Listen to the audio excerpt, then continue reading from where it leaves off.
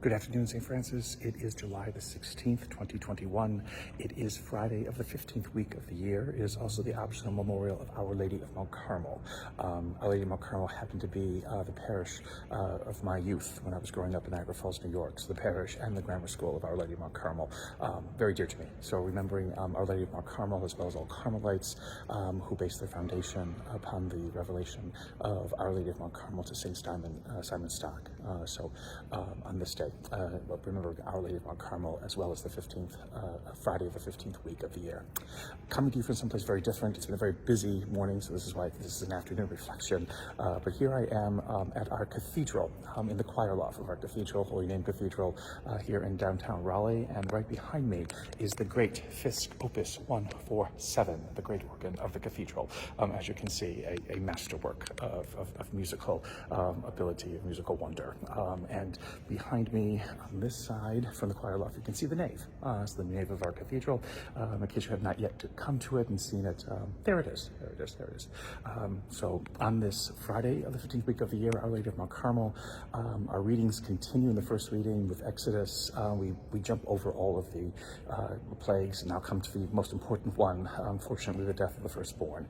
But within that, God provides the protection for the people of Israel by telling them that they are to eat a lamb and take its blood and place it upon the lintel and doorposts to protect those homes from the angel of death, which will be passing over to unfortunately kill the firstborn of the Egyptians.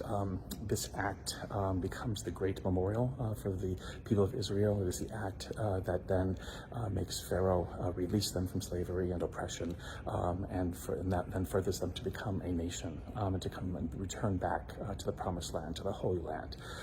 We hear part of this reading on Holy Thursday every year, but even on a Friday of the 15th week of the year, on this feast of Memorial of Our Lady of Mount Carmel, it has no less the power that it has on Holy Thursday, a sign of God's great power and might, frightening as it is, overwhelming as it is, but power and might for those who are seeking liberation, justice, and freedom in their own lives.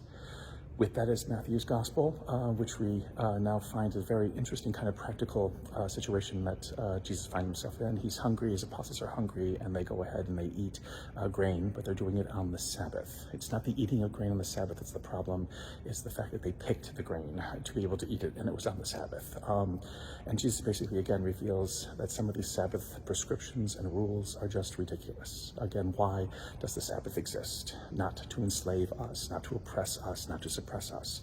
The Sabbath exists basically for us to use, for us to be able to use to recognize the wonder and the glory of all that God has created, the wonder and glory of being who and what we are, the wonder and glory of having the life that we have as human beings. It isn't about obligations. It isn't about fulfilling obligations. It isn't about tying ourselves to rituals and all kinds of things like that. It is about enjoying life. A life that comes from God, a life that sometimes with all the busyness and all the responsibilities and all the anxieties and stresses that we experience during the rest of the week, we can lose sight of or forget or never experience at all. The Sabbath exists for us to be able to put to use, to remember once again how wonderfully and gloriously we have been created by a God who wonderfully and gloriously loves us extravagantly. And may the Lord give you his peace.